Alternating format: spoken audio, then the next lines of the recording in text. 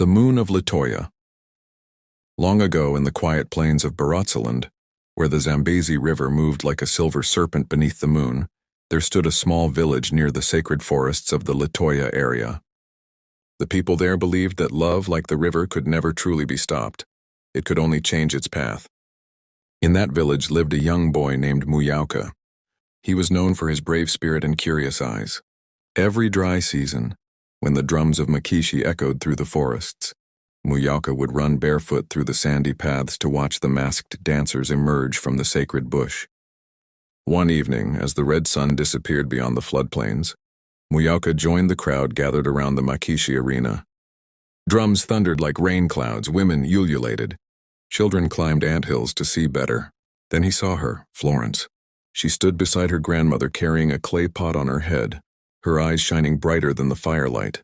Whenever the Makishi jumped and spun, she laughed softly, and that laughter settled deep inside Muyauka's heart like a seed carried by the wind.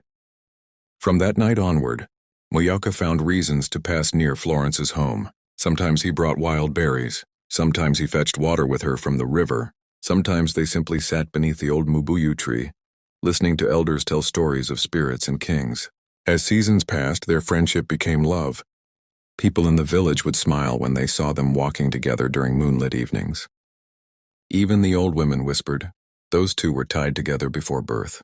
But in African lands, not every path of love reaches marriage. One year during the Kwamboka season, an elderly uncle returned from a distant village.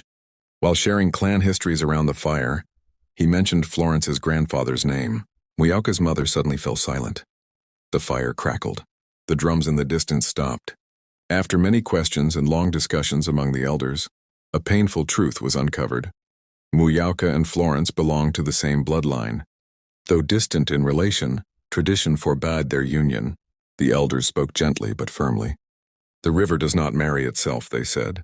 Florence wept quietly that night beneath the stars. Muyauka wandered alone near the riverbanks until dawn.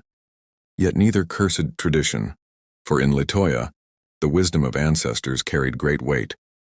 Time moved on.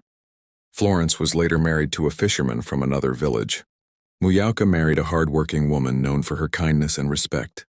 Children were born, homes were built, life continued. But whenever Makishi drums echoed through the forests each year, something old awakened in their hearts.